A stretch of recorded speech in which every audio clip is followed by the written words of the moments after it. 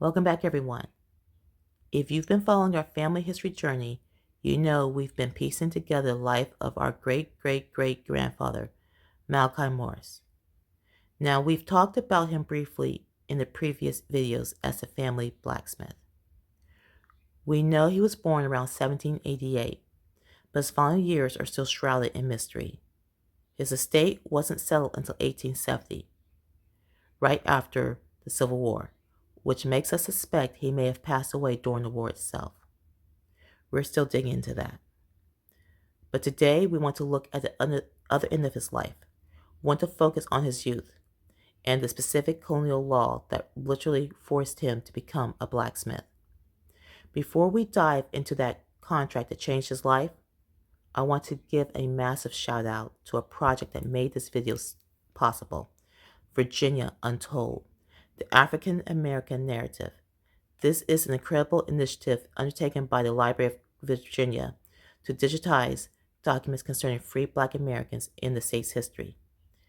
As we've mentioned before, free Black people living in slave states were required by law to carry proper registration and documentation just to exist safely.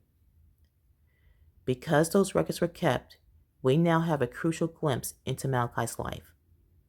We're still missing some big pieces, like the names of his parents or the status of his father, but this archive gave us the blueprint of his youth. I've left a link to the Virginia Untold project in the description below if you want to check it out for your own research. So let's look at the document we found. On July 1st, 1805, when Malachi was just 18 years old, a legal contract was signed.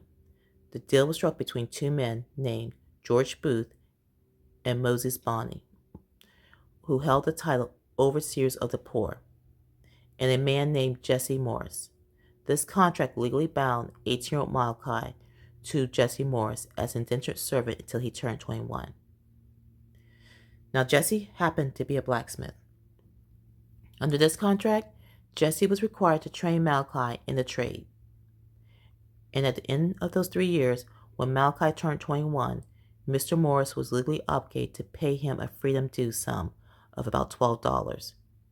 In today's money, that's roughly $327.56.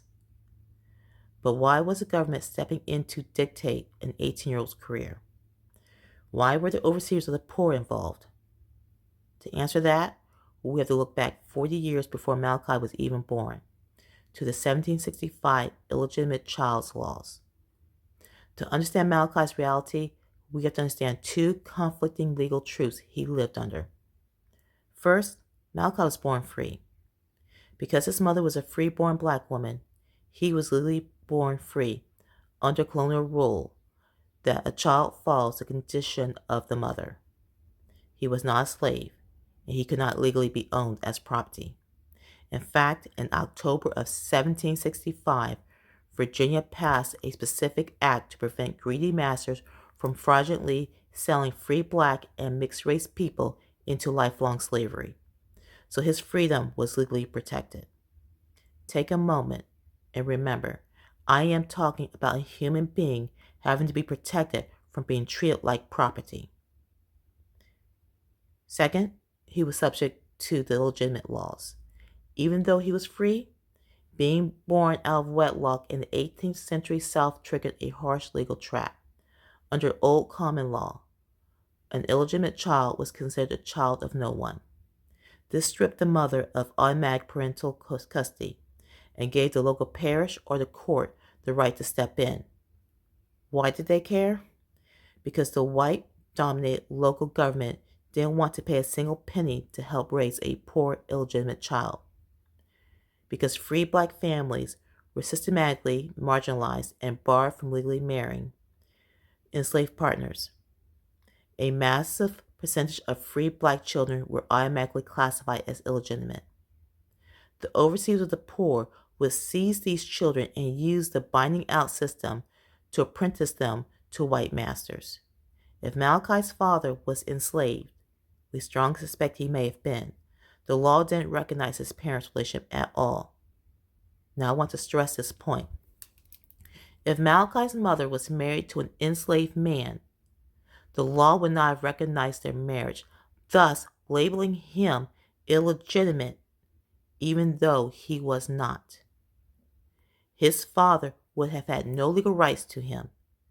His mother was probably stripped of custody by the court, and Malachi was probably handed over to a master to provide cheap, compulsory labor until adulthood.